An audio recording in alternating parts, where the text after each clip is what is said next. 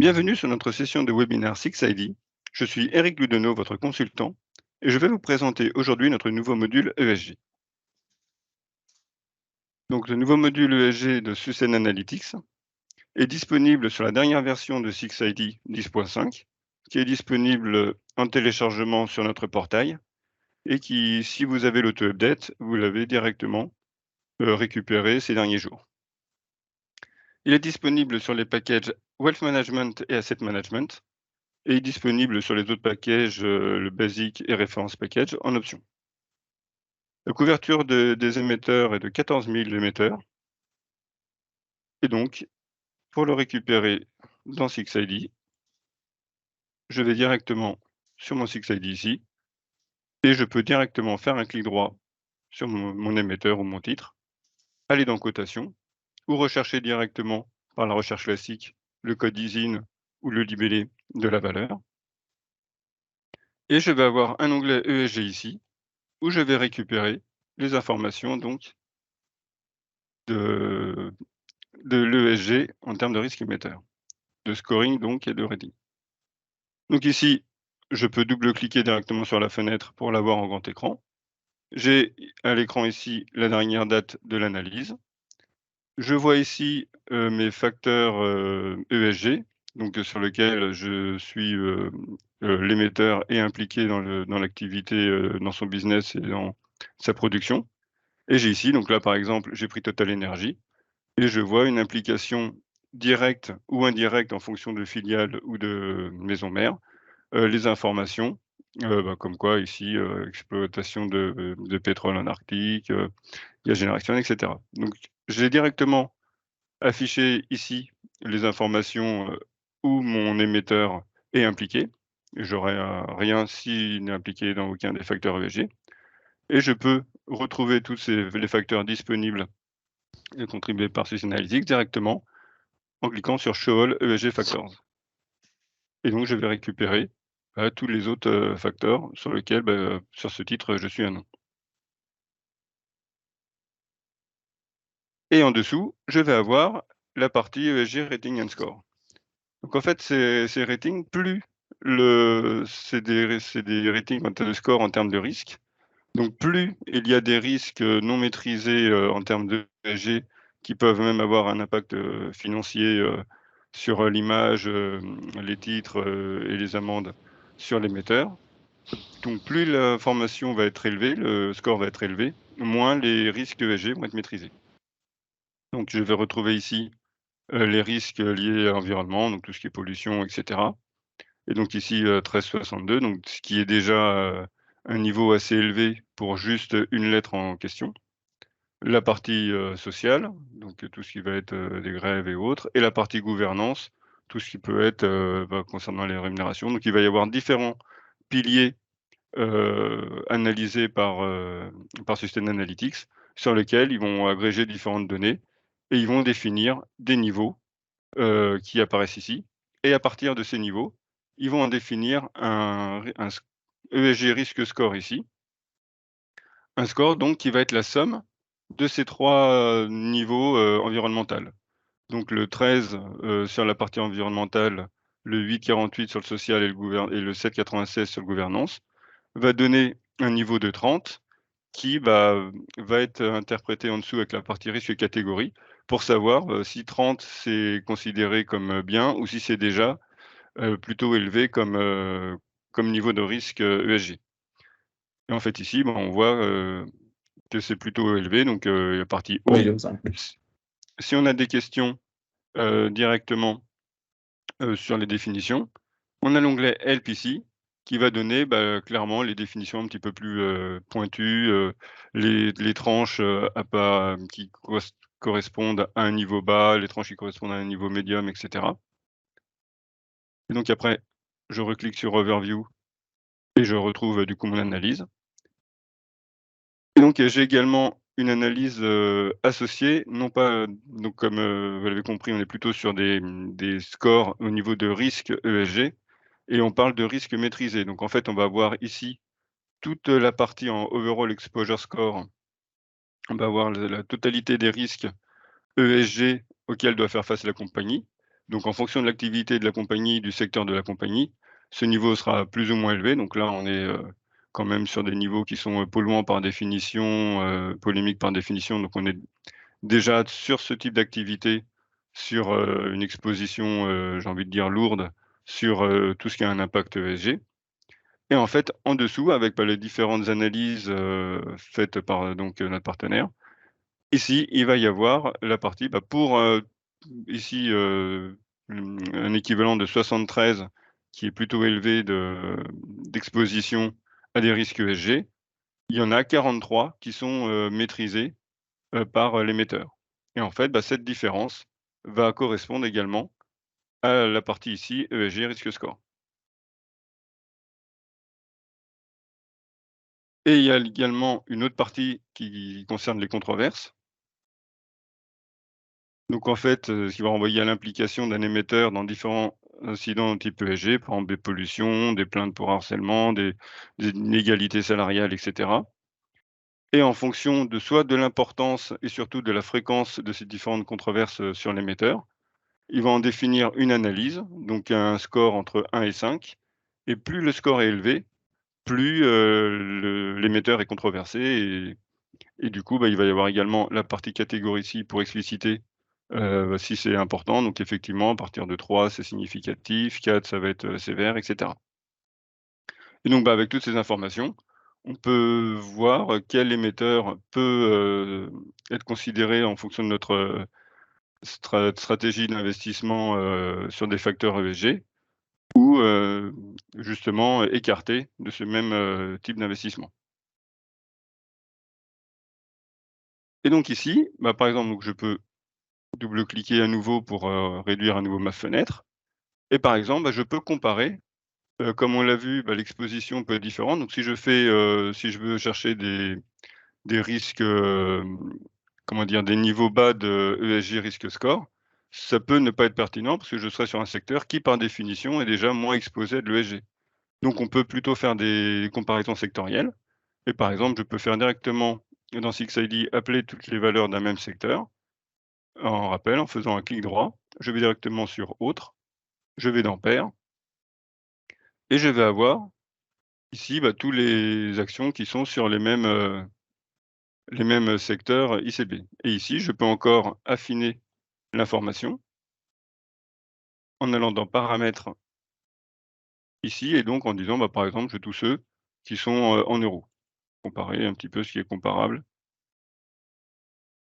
en termes de titres.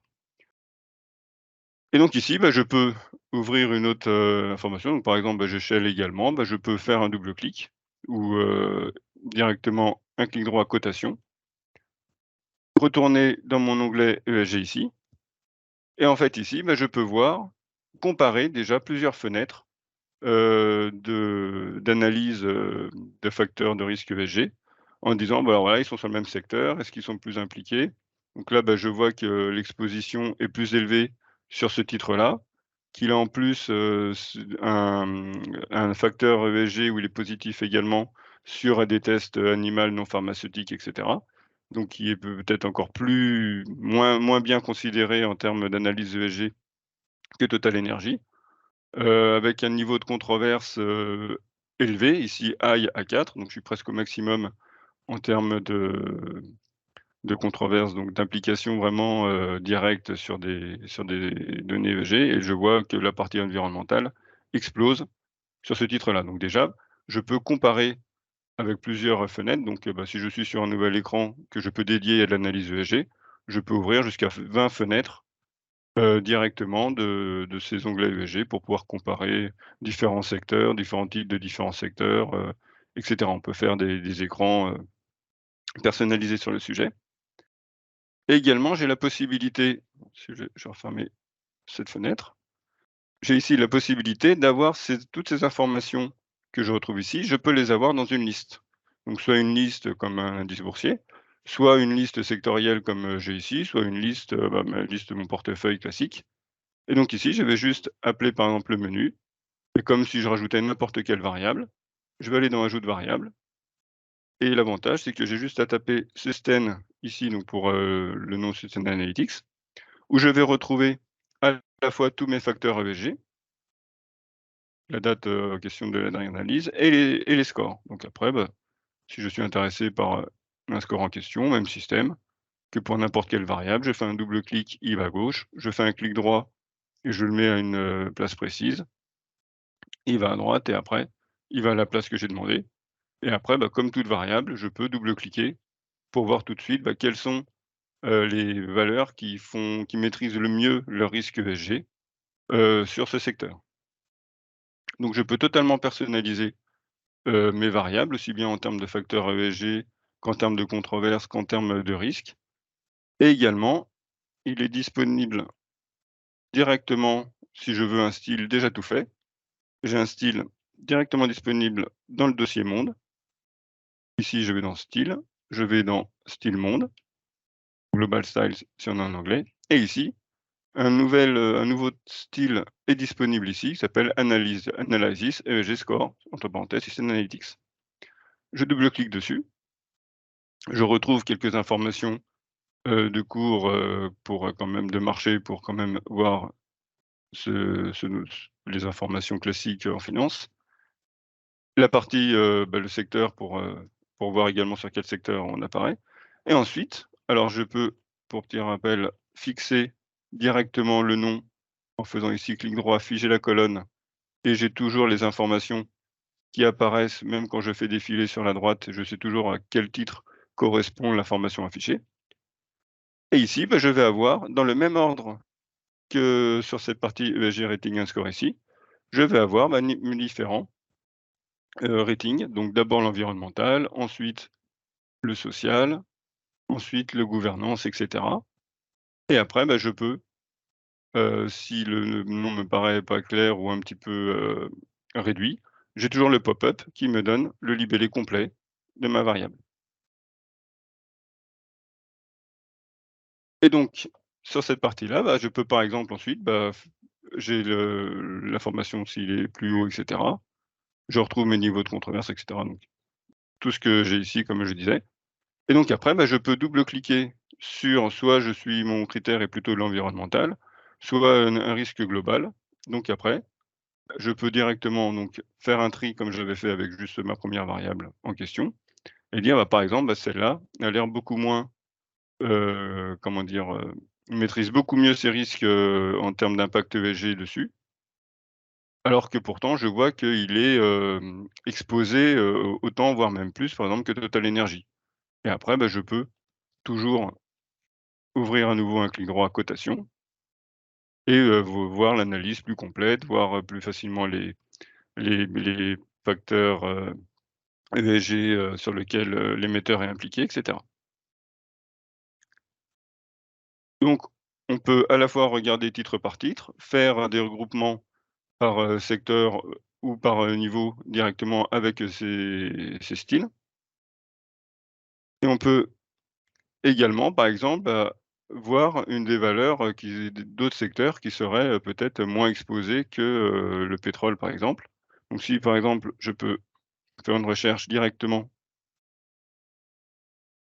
dans comme un titre classique, je vais chercher par exemple l'émetteur Hasbro, je vais l'afficher, je vais retrouver les informations. Donc là, j'ai par exemple aucune implication sur, donc, les facteurs ESG, qu'on a pu voir. On les met toujours à disposition pour, voir éventuellement quels sont les facteurs disponibles, dans la base. Et ici, je vais avoir, ben, alors voilà, un environnement, il y a presque rien. En termes de social, il y a pas grand-chose et cetera et en fait, sur donc Hasbro, le fabricant de jouets, on a un risque, inférieur à 10 qui est considéré comme négligeable.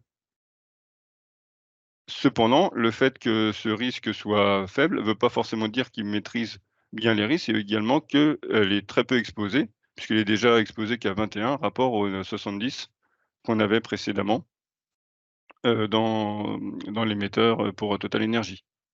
Donc après le fait de faire des scorings par exemple en disant: «Bah, je veux tous les, les plus bas, comment dire? Les notes basses en termes de risque, pour, voir en question. Il faut vraiment l'interpréter en fonction de l'activité et en fonction du secteur et de l'overall exposure. Parce que du coup, bah, par exemple, je peux faire la même chose ici, je vais appeler les pairs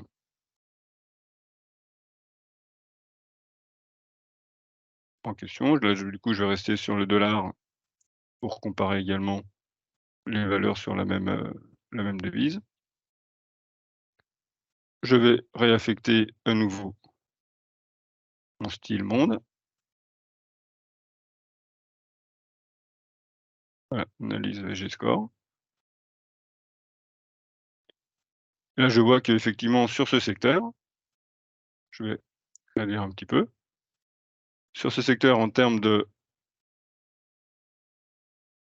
voilà, d'exposition totale, on est à des niveaux, de 20 maximum. Donc même un niveau de 14 qui paraît bas en termes de ESG, qui paraît, pourtant bas, classiquement, vu en fait l'exposition totale, n'est pas ça sous-entend qu'il y a quand même, encore beaucoup de parties, de comment dire? De risques ESG non maîtrisés, dans le peu qu'ils ont à faire face. Donc ça peut être, plus intéressant de le comparer avec soit le secteur ou soit l'exposition totale du score pour vraiment avoir, une idée, du réel, rating ou le réel score en termes, de risque ESG, aussi bien en termes environnemental, sociétal, gouvernance que de manière globale. Également sur cette partie, ESG, il va être disponible d'ici, 1 mois ou 2, la possibilité d'avoir ces variables comme on a ici, dans des listes, dans des résultats de recherche et cetera. On pourra également faire du screening à partir de ces variables, voire des facteurs. Donc par exemple ici, je vais faire comme, on a avec les smart lists par exemple sur des actions de manière classique, liste multicritères ou smart list en anglais. Je vais ici en rajouter une par exemple, je vais chercher les actions et après je vais chercher directement, les critères par exemple de la même manière, donc là ils sont pas encore disponibles, mais genre de la même manière que j'avais en tapant Susten toutes les variables associées, aussi bien en termes de facteurs ESG qu'en termes de risque, je pourrais dire, par exemple, je veux tous les titres qui sont sur un facteur ESG, minier, comme on a vu, ou, n'importe quel facteur ESG disponible sur le test animal par exemple, je vais le chercher et du coup il va me screener tous mes actions qui seront sur ce facteur ESG et je peux rajouter ou faire un autre type de recherche avec, par exemple, je veux tous ceux justement qui ont un risque exposure, total exposure, de temps ou alors, une fourchette de temps ou alors un risque ESG de manière globale, une fourchette de temps et après, je peux rajouter avec des critères déjà financiers actuels, dans le smart list, rajouter des critères qualitatifs ESG sur le sujet.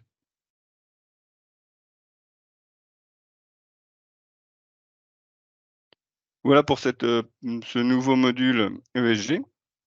Je rappelle également que là, on est plutôt donc sur un module ESG basé sur des analyses, de risques, des différentes investies.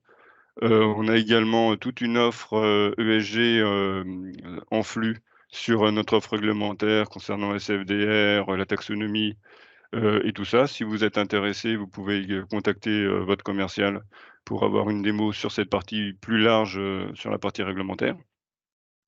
Sachant également que sur les 6ID, tout package confondu, sur la partie manufactureur, on peut récupérer les informations de l'article CFDR et quelques informations, de taxonomie, en fonction, si l'émetteur, remplit, le format template, EET, ESG European Template ou EPT, avec les informations de l'article.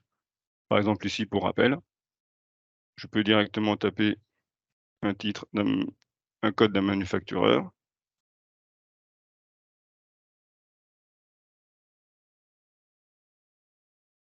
Voilà, je vais dans la partie instruments. Après, je peux l'agrandir également ici. Je vais avoir un onglet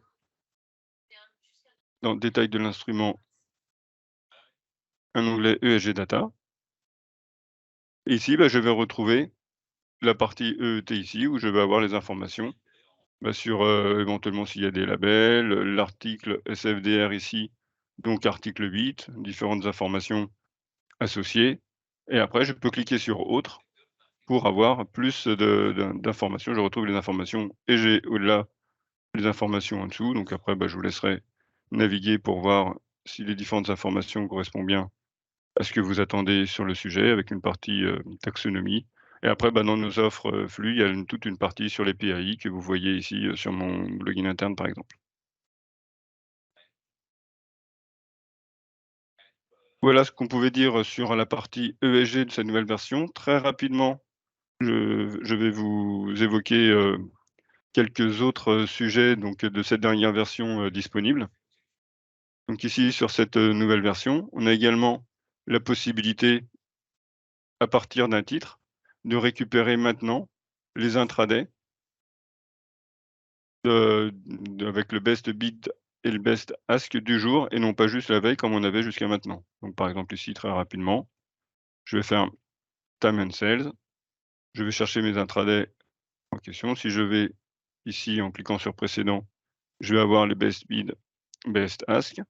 Donc si besoin maintenant, je peux récupérer cette information également au jour d'aujourd'hui en forçant directement sur ce bouton Show Bid, Show Bid Ask et du coup, bah, je retrouve le même template que j'avais quand je donnais les données veille. Également la possibilité de récupérer, alors c'est un petit peu avec toutes les différentes faillites, c'est un petit peu moins intéressant ou moins la mode, mais on a tout un écran cryptocurrency ici qui est mis à disposition directement dans l'écran d'accueil avec la dernière version. Donc je clique sur Overview et je vais retrouver, alors je vais double-cliquer ici, je vais le voir ici, pardon, voilà. Et donc là, en fait, je vais avoir, bah, une analyse des principaux cryptos contre les principales devises, alors, Bitcoin, Ethereum, et cetera, le Ripple, et cetera. Avec une évolution graphique, si je fais un double clic sur une des valeurs, je vais avoir l'évolution graphique qui va apparaître avec un petit heatmap qui va me définir, bah, du coup les plus hauts, les plus bas, de la journée et un petit, défilement qui va donner, bah, les différentes cryptos contre dollars et après, bah, je peux retrouver des informations entre de crypto, paires de cryptos et tout ça. Donc toutes ces informations sont par notre partenaire CryptoCompare et sont disponibles, libres de droit sur, le SIX ID, de manière ici. Donc si vous cliquez sur cet écran CryptoCompare, vous retrouvez la même chose que j'ai ici dans mon écran. Et une dernière chose, il a été également, rajouté, la possibilité sur, sur les données, plutôt, fondamentales, ou estimées, de pouvoir, non pas les avoir dans la devise unique proposée par, les analystes. Donc par exemple ici, si je reprends, Total Energy que j'avais tout à l'heure.